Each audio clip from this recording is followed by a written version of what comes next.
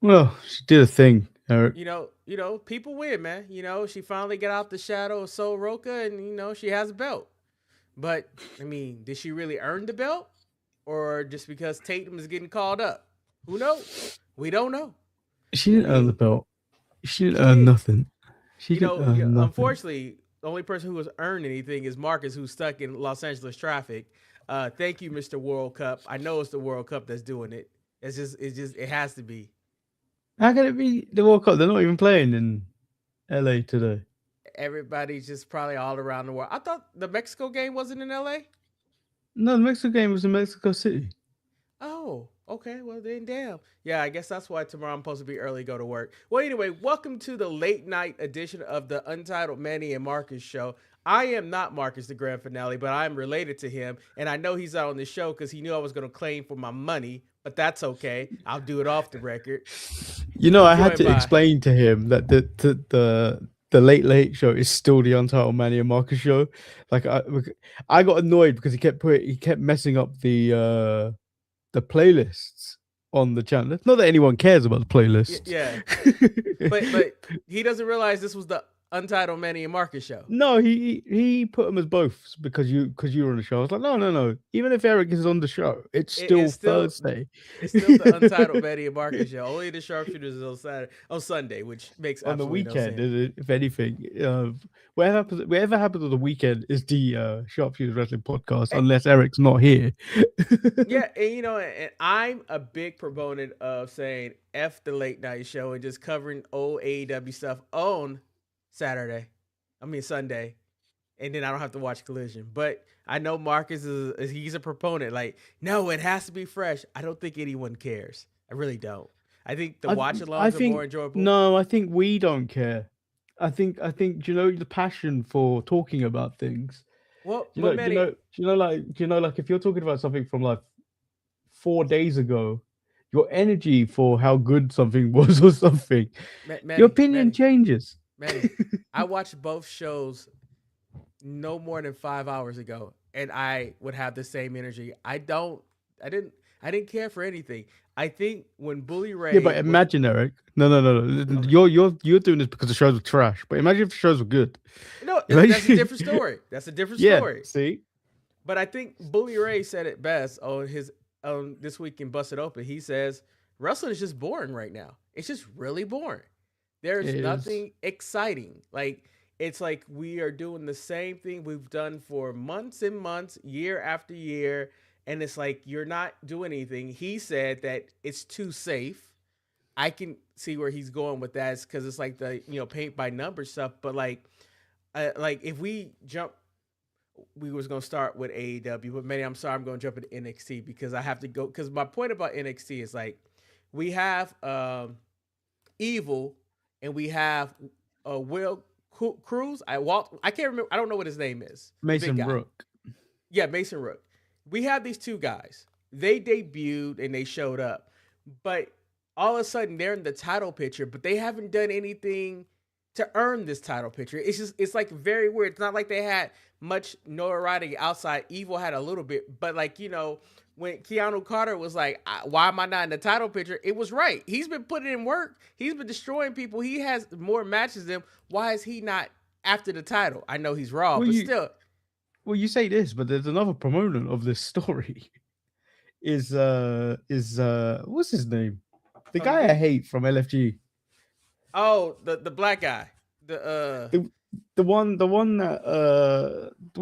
one that's basically The Rock and Booker T I merged don't know into what his new one. name is, but he has the worst chain in the game. Yeah, show his name is Showtime something. Showtime something. I mean, I can't remember his name right now. And I'm looking at these notes. I don't know who his He name used to be is. called Anthony Luke. That's Anthony all I Luke. Yeah, remember. yeah, that's He what we used to know. be But Anthony whatever. Luke, but I don't know what he is now. But yeah, he's another part of this story. I don't care about him. I've never cared about him. I don't think I ever will care about this man. I think I hate him just as much as my early hate for Tony D. And you know what's funny? You know what NXT is lacking? They don't have those credible veterans on the roster that gets people over. Like to give them a few because not like these new debuting people now they're fighting each other. I mean, like you got Dark State, they've been there for a while, but they're having their own issues with, Shaquan can't put a shirt on, he beating people up and gotten jumbotrons and stuff like that. But like nothing on this show felt important. And then all of a sudden, like they started off with the first match, they were like, "Oh, Fraxium is back." I'm like, I don't think anybody cared, but damn, that sucks for them. Like, you got demoted, but I guess maybe it might work out. I'm not sure what's going on. And I then don't think that was. I don't think that this was a demotion. I think it was. We have nothing here. Like you could tell, like we actually have nothing here. I think they stripped everything too quickly off NXT. Like you shouldn't have taken. I mean, whether you took Ricky or not would have been another thing. I don't think Ricky made it changed anything. But the fact that you took from the beginning of the year, you took Javon, you took Oba, and you took Trick. Those three were NXT. That's all you yeah, tuned in for the men's division. Normally, what happens is you leave one behind. You leave one behind to hold the division. They did that with Trick, so you couldn't leave Trick behind again when when Mello got called up. But they've left us with Tony D. Tony D ain't the guy. no, He is not they. the guy to I think they. carry a brand. I mean, I'm happy for the success that Javon has gotten, but I think Javon could have been left behind. He could have been the face of NXT on the CW network. He could have been bouncy. It's like one of those things. It's like, okay, let him try to carry a brand, give him a little bit more season because he's really young. Like it's one of those things that they could have did, but they didn't. They rushed Yeah, it, and then the people that they brought in, it's like, okay, and then they won't even pivot to feature the women who might be the biggest stars on the show. I mean, but like they're even taking that division and taking everybody out because I like Zaria, but Zaria ain't no star. That's why she ain't the NXT champion. But they're also trying to throw Kendall Gray down our throat. And I'm like, she's good, but is she there yet? Like you don't want to put the she's cart before the horse. no, she's good. I think she's just got really some unnecessary liking from Dave Meltzer, which makes really which really puts you off her because then she's become his kind of indie darling, where she's not even an indie star, but she's become his kind of indie darling, and I think at this moment in time, the people that you should be being focused on is Jada Parker and the likes of Mello's girl. What's her name? What's her name? Why am I blanking on her? Kalani. Kalani Jordan. But I think the most atrocious thing that NXT did this week, and I think it's unforgivable, and I gave it a strike after strike after strike. I like Angles. Angels. I think he has a look, he has a charisma. He could be that star that they're looking for. But them putting him in this Mr. NXT shit, that was cringe to watch. That was really, really bad television. I didn't laugh at it. I didn't find it amusing. They were featuring people I didn't even know. Like, a shout out to Kit Wilson getting some TV time, but like the comedian and the other guy from Evolve, like it was unnecessary, and I think it lessens him as a someone you can take serious down the line, and I that don't think bothered we're me a meant lot. to though. That's the problem with him. I don't think we're meant to. I think there's a ceiling with him, and it's Lexus King. I Okay, think that's the type of ceiling for him. He may be good in ring, but like I feel like there's a little bit. He's going to be in NXT for at least another 2 years, kind of thing. When you look at what they're doing with him, Shiloh, I think they've got something with him. They want to do something with him. he's interesting. But I give you that. he is being pushed down our throats. It's interesting to see where they go with him now because he was a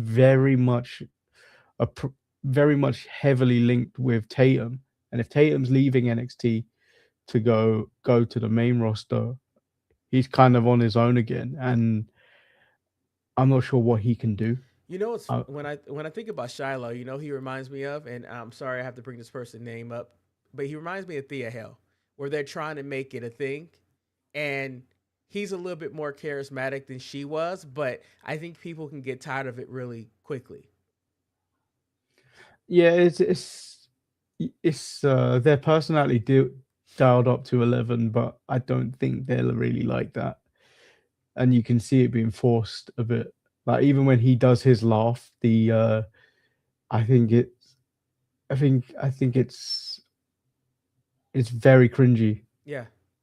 And then like, when we get to like the number one contenders match for the NXT title, I didn't think Mason Rook and Naruko had chemistry with each other. I just didn't think it didn't work for me. And also I didn't think that either wrestler deserved a title shot. Like it's like they cut the line, but we really didn't get a lineage of why they cut the line. I don't like using this term straight, like because I think it's overused by the IWC. But I do feel in either situation of whoever won, regardless of Naruko winning, if he lost as well as Mason Rook lost to on NXT, you're in a situation when they're on a losing end. I know they played the angle of Showtime Mm-hmm. uh helping, like costing him the match, but those two are supposed, you're trying to build them as your main event scene. Those two shouldn't be in a number one's contenders match straight away where one of them can lose and lose their heat. Like you've for the last few weeks you've been trying to sell me on Mason Rooks as being a a big guy, a force to be reckoned with. He shouldn't be losing in his like second or third match Yeah. on NXT. He And should have been and protected. even if you put, yeah, and if you put the shoe on the other foot, where if it was, it'd be the exact same conversation about Naruku. He's had what, one match prior to this? Well, maybe so he's probably had two matches, or maybe this was his in-ring debut for NXT. I can't remember, but I don't think if he lost, if he was to lose this match, it'd be the same conversation of what, and I don't like this term, but a burial. Yeah. It Yeah. felt like that. Like you're trying to establish these guys, and I think you've made this more difficult. And I don't. And I mean, if you, and it may be a case of like you saying, "Oh, you don't like Showtime," because but I kind of figured that this might have happened because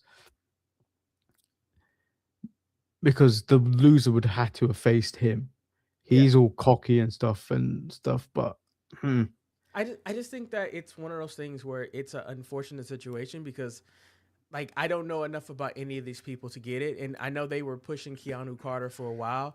I think that Miles Bourne has not been a success as carrying that mid title. Although I thought Tavian was pretty good with his interaction with the Vanity Project. I thought that was kind of like they're setting up Miles versus Tavian, which Tavian is making some steps, but still there's nobody that truly stands out. I did love, you know, Natty getting attacked in the dungeon. I mean, Jada Parker done lost her damn mind. That was fun, but then it was kind of glossed over in so many ways. But they've done this story almost before. I know with Natty versus Lola, where they had an underground match. Yeah, So they've kind of done this before. Yes, it's Natty lending a hand down to NXT and using her main roster star power to elevate Jada Parker. But it's going to be one of those other matches unless they take it up a notch where it's kind of just there. I really think that NXT needs to take like multiple steps backwards and maybe go look and see what AAA is doing, and they just need to make stuff more simple. Like let Rob Stone, whatever, I think that's his name. I can't remember his name. Let him just book the show and have people just like try to fight until we figure it out. Because like right now it's just not there. And like I think they broke Dark State up too quickly because like I don't think that we gain anything with Dion feuding off with Shaquan. It just doesn't work. The Sugar Man and Dion doesn't work. It's like you rather see them be together than be apart. It was too soon, and I think they're rushing this blow off for the Great American Bash. Yeah. Um, yeah, I don't know where they go with that. And then we had the main event where Zaria finally got out the shadow of Soul, like I said at the beginning of the show, and she's the new NXT Women's North American Champion. I mean, Tatum has a character, so I can understand why they might want her on the main roster. As for Zaria, I don't know what's going to happen because she doesn't have any opponents really. I mean, she's going to probably go through the gauntlet that she's had before with Kalani and all the people that she's fought before. But like, I just think that once again, NXT roster is really thin right now, and it's troublesome. It's really troublesome. Well, that's the thing. They've got a lot of people involved, but I don't think there's a lot of people that's worth it at this moment in time. And it might be a case of the big cat stepping up. Manny, I was thinking the same thing. I think the big cat might be the perfect feud for Zaria. I really do. Because she needs to pull something out, because the big cat can at least, with her personality, pull out something from Zaria. Because Zaria has nothing. Like even when she was feuding with Soul about you take every opportunity, I get nothing. But like, you haven't given me a reason to give you anything. Like, if I'm management, and you know, like, if you anyone's ever come up to you and they're asking for opportunities and stuff like that, like, why would I give you an opportunity if you've done nothing? I get taking a chance, but you need to prove to me why you're worth taking a chance on. Maybe she will. I don't know. But that was NXT in a nutshell. Nothing happened that was groundbreaking that you'd be like, oh, well, I missed that show. Like, nothing happened. But, you know, speaking of giving you nothing, man, we moving over to Dynamite, and I just want to ask this question for you. And this is a question only made for you. Manny, what did you dislike more? Ciampa and Jericho or Moxley and Shane Taylor? Well, I'll answer your question, but then I will say those aren't the things that offended me the most about the show. I'm sure they did. I didn't mind Moxley and Shane Taylor. I didn't mind that, although at the same time I was watching South Africa get destroyed by Mexico. But I think Jericho and Tommaso Ciampa is just something I don't care about. I really don't care about, and this whole bald thing with Chris Jericho, it needs to stop. It needs to stop. It just needs to stop.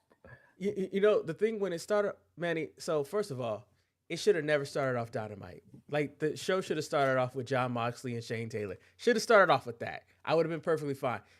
Ciampa and Jericho, that's Collision shit. That should be on Collision. No one cares about these guys. Like, Jericho is past his prime. Ciampa had a good run when he got there, but the whole angle that Ciampa is now jealous of Jericho because Jericho came back and took away his popularity. I'm like, he didn't have that. He really didn't. Yep. It was like, it's been so many more people that passed him up on that one. But let's go to the match between Moxley and Shane Taylor. I just want to know, let's say Shane would have won. Was he still going to whip Moxley? Like, was the attack still going to happen? It looked like it, but like, I don't know. Do you know? I get your heat back, but when a man makes you tap out, Eric. Yeah. When a man makes you tap out, you can't take that. You can't get your heat back. I don't think you should be allowed to, because he just made you say, "I give up." Yeah. And then you get up and punch him, and then you take another man's belt and Joe Jackson him. Yeah. But you know who I got issues with though, Manny? I don't give a damn. They tried to justify that the man had a match. But Manny, if you getting beat down, I'm coming down there to save you. I don't care if I got a match. It happens all the time. Pac should have been down there. Yep. Danny was getting beat up. Mike was getting, like, what the hell? Maria got beat up. Everybody was getting beat up. And he was like, and then, like, his crew got beat up. And I think shortly thereafter, he does his regular opening for his match. I was like, that makes no damn sense. It makes no sense to me. But Eric, Shane Taylor Productions, I think they were a well-oiled machine tonight. They had them scouted. Man, I'm telling you this right now. That was just Tony Khan giving some grace for Juneteenth coming up. That's what that was, because they look like a viable faction. The only Shane did tap out, but they whooped their ass. You know, so I mean, but this is so I labeled the two strike There's two strikes of strikes for me on this. So following this, they set up a 5-on-5 for Collision for Shane Taylor Productions versus the Death Riders, Yeah. and also on this show, uh, uh, MJF Mm. and Mark Briscoe are gonna have a 6-on-6, a 12-man tag match in a cage match. If he wins, he gets a title. He gets a title match. So he's gonna win, Yeah. and then and MJF paid for goons from the Callis family. So yeah, for me, your big setups for the next couple of shows is that you've booked two big multi-man matches. I don't give a damn. No, no, but like I don't think anybody wants Mark Briscoe versus MJF. I don't know No, we've anybody seen it that's like before.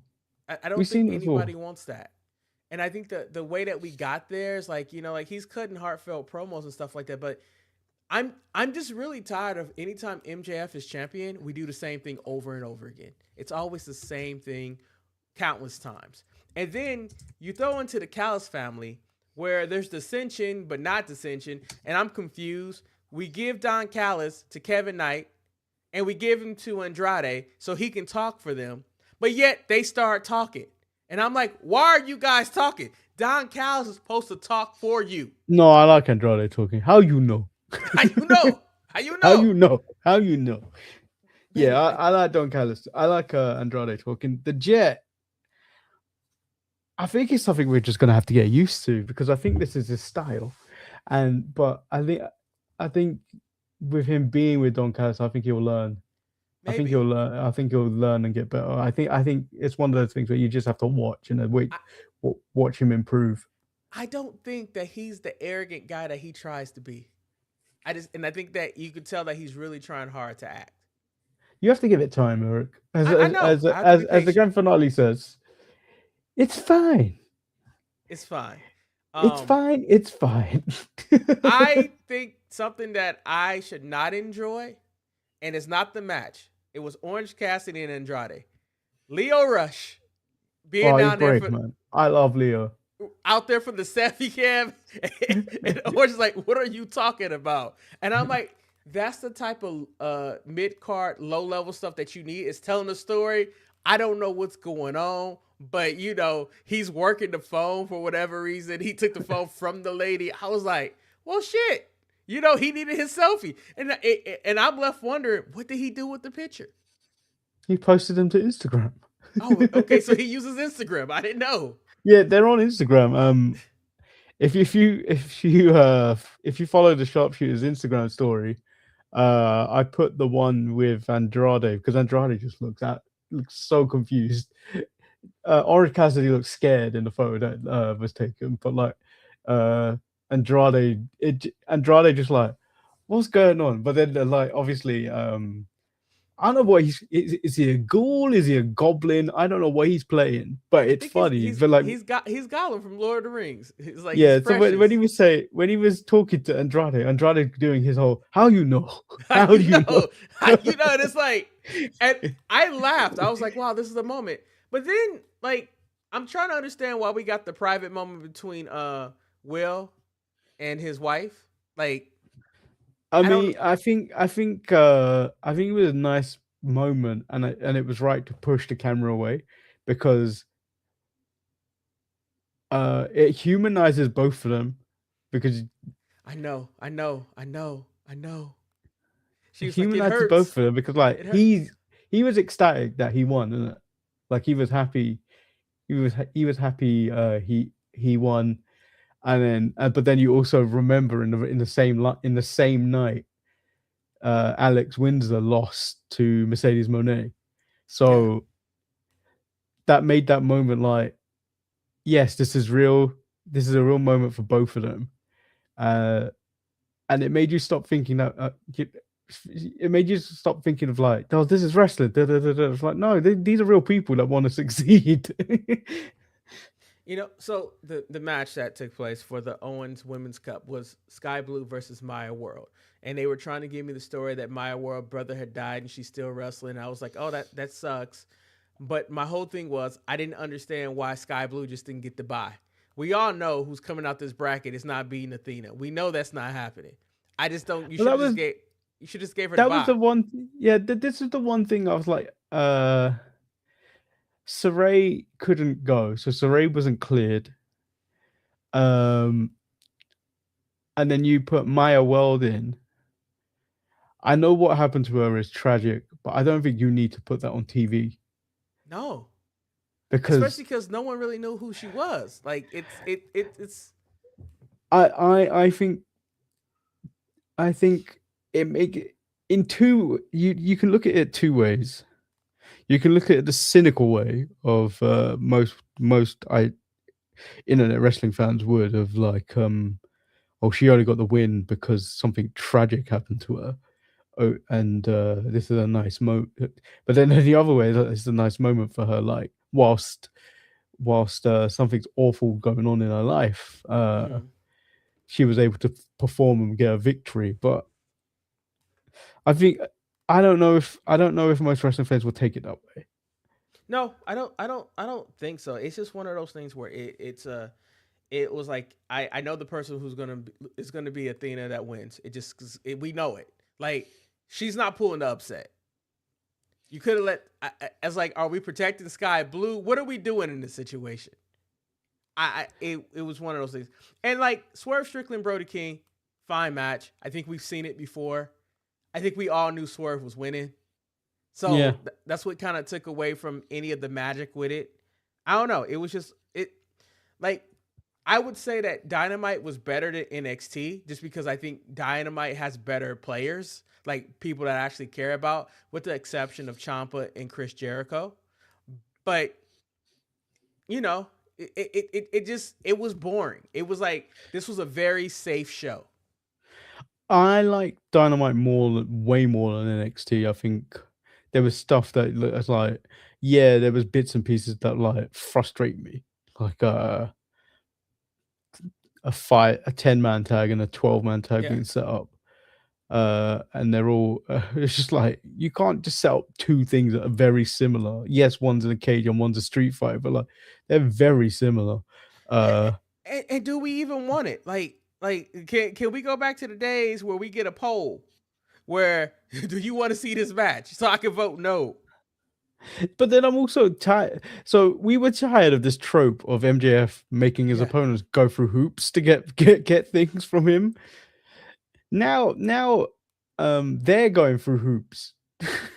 So Darby essentially put himself through hoops before he eventually gave MJF his title match by defending his title on every show.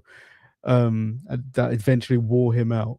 And then now we've got Mark Briscoe just going, I'm gonna fight you in a 12-man steel cage match. I was just like, But why? I'm also like, why does those other five guys want to help Mark Briscoe? I guess they're because they're his friends in the conglomeration. But it's just like, what are we doing?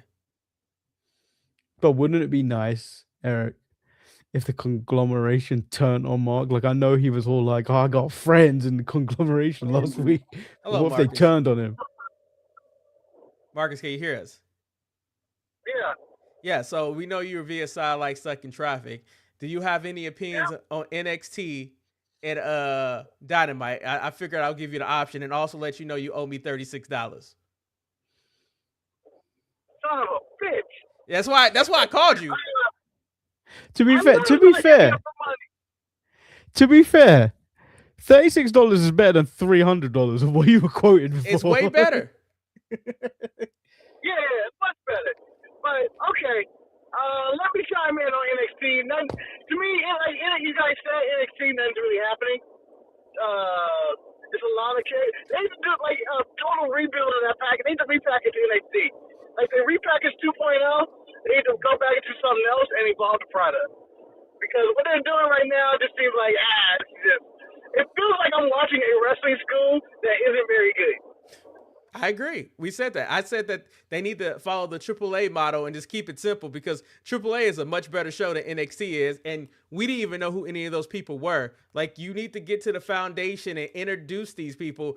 And I told Manny on the show, one of my biggest complaints was that the two people who are the number one contenders haven't done anything to earn this position to be number one contenders in NXT. It's ridiculous.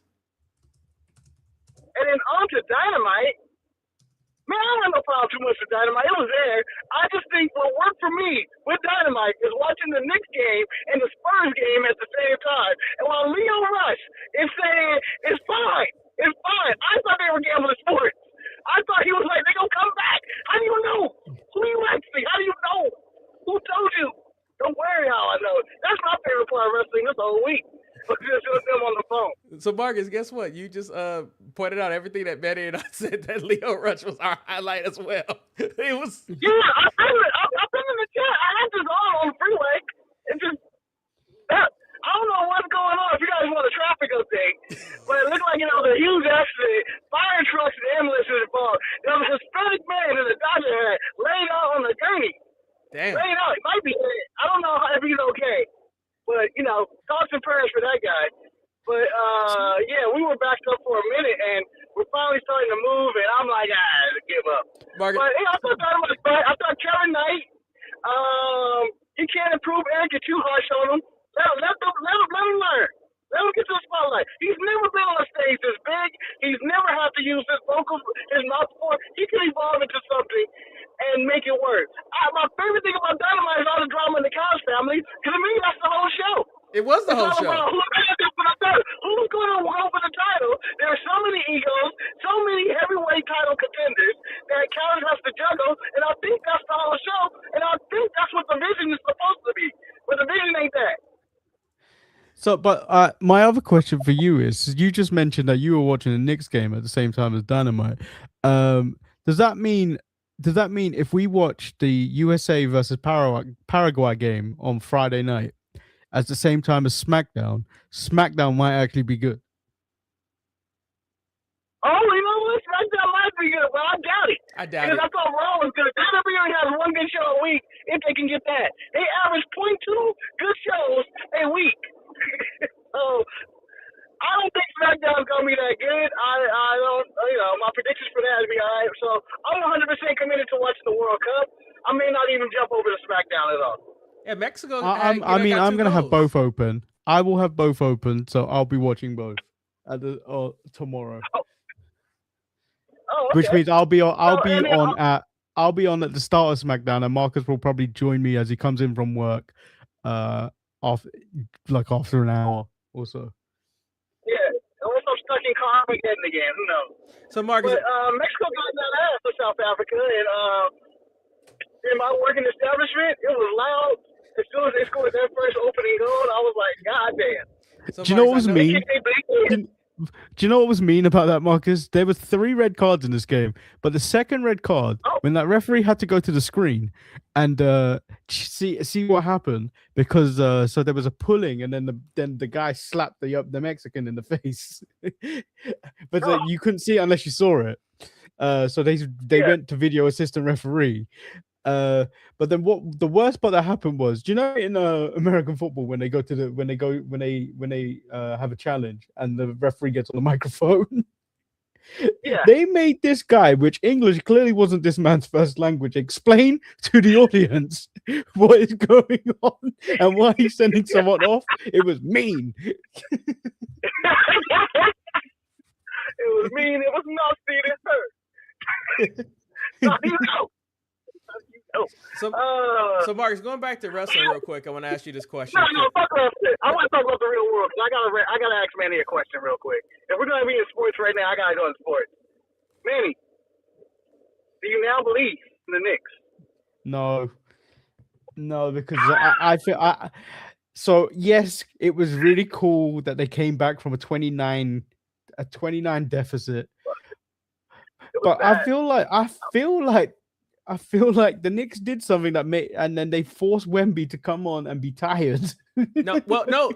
So the strategy of how you defend Wemby is that you tell Mitchell Robinson And Carl Anthony Towns, just lay on him. Just keep laying on him. That dude is so beat. And then, like, they have no offense. The Spurs just throw up threes, and if they go in, they're winning. If they don't, they're losing. So at the beginning they of threw the up game, so many threes in the second half where it was just like, yeah, we're going on the basis of what happened in the first. It's gonna work. It was clank, clank, clank. I'm like, hey, get some twos, people. Y'all can't score. And then De'Aaron Fox, come on, man. Stop trying to play the hero. He should have never tried to go for that. He should have wasted more time. OG blocked his ass, and he deserved the blocking. All the time. All he had to do was get that ball and take it to the flag until they fouled him. Yeah. Because they were ahead by 1 point with 12 seconds to go. Then you had all the advantages. You fool. You fool. And I would not say that it's the game plan. I would say that they have no brains, they have no heart, they're a bunch of choking children who need to get their heads straight if they want to be NBA champions. And I know I sound like a Stephen A. Smith rat, but that's what it was looking like. I was looking at these kids fall apart. Like it's men. Well, I think that's what's happening. I think their coach is not there yet. I think he's still young, and I don't think if this was Popovich, I don't think Popovich would have let them collapse like that. Because to me, there was multiple times where timeouts needed to be called. Timeouts needed to be called. I saw momentum because when I texted my friend, I said, "Hey, 8 minutes it up, and they down by 15." She was like, "I'm not gonna turn it on." I was like, "All right, they down by 12." That was in 3 minutes. She was like, "Wow, this is the greatest game ever," because all she watches is the last 8 minutes of the game. Because that's all that's important. That's really supposed to work. Yeah, that's actually why I can't watch basketball. I can't watch it because whatever happens in the first half never actually means anything. It is true. It is true. I enjoy it for the sport of it. I have to watch the whole game. I'm one of those, but you can just watch the end of a basketball game and get enough of what happened. And the whole I felt when they were up 30 in the half, I was like, this is bad for the Spurs. This always happens in any sport. I always feel like if you go up too early, you're going to blow that shit. Yeah. Because you get complacent, and then you start to panic because you start thinking, we can't blow this shit, and then you blow the shit. That's my theory as a non-athlete, as a black man in America. Are you making it right or left, Marcus? I'm just curious because I hear the blinker. No, that's just my map. Oh, okay. Well, Marcus, we thank you for joining us because I knew you had a lot to say, but this pretty much concludes this edition of the Untitled Manny and Marcus Show, the late night edition. We hope you guys enjoyed it, and we hope you didn't choke like the San Antonio Spurs did. Jesus. And please put Ciampa and Jericho on Collision so no one can watch it. Should never start off your Dynamite. Hold on.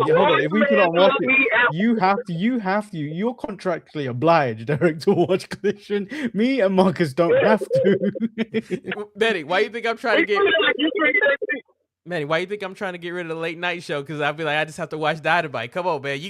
There's always a reason. There's always a reason. You still have to cover Collision on Sunday. Man, fuck Collision, man. No one cares about Collision. No one does. No one does. I care. You don't care. You didn't even watch it last week. Anyway. By the way, what was that? I didn't hear anything you said. What did he say? He's hollering so much I can't understand the words that's coming out of his mouth. Oh, what the fuck was Jay Lethal and his faction? Where did these guys come from and why? Why? Oh yeah, I forgot about that. Jay Lethal has a faction? Did I miss that on Dynamite? They attacked someone. They did? Yeah, they jumped. They jumped after the match. It was him and Vanilla Swirls and Shawty Lee Johnson, I think. I don't know. Oh yeah. I saw that, but I was watching soccer. Right. Is that Ryan? Huh? Was that Ryan? What are you talking about? I thought I heard another voice. No, that's me in my car yelling at another car. Oh. Because they're coming down the alley that I gotta go down to get home. But they didn't want to back up. Alley. That's your alley. But shit, they were half naked. I don't know who those were. That's his street he operates on.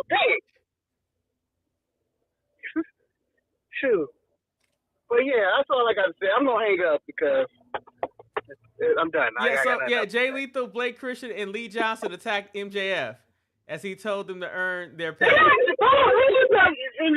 I think they attacked what's his name that we don't want to see with the title. Briscoe. There it is.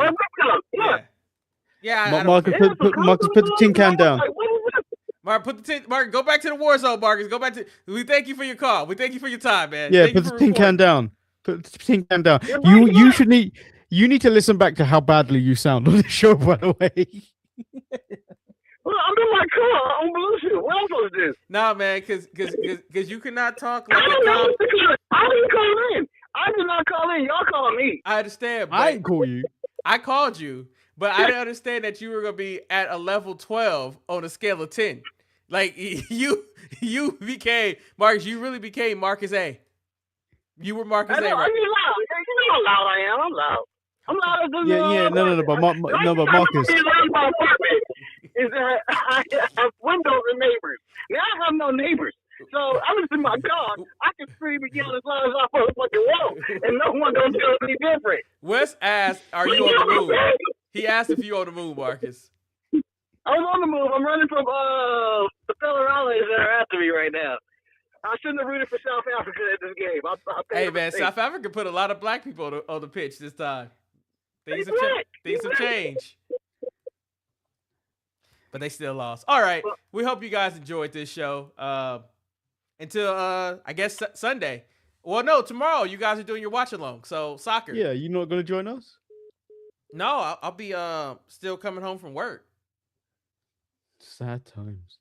Yeah. It might take you forever to come home because the US of A are playing. Yes, but luckily, the way that I go home is the opposite direction. It's going away from the chaos. Yeah, but there's bars, Eric. That's also true. That is also true. You know, as and a man God forbid who you does win, drink, you'll never get home. Yeah, you're caught in the streets.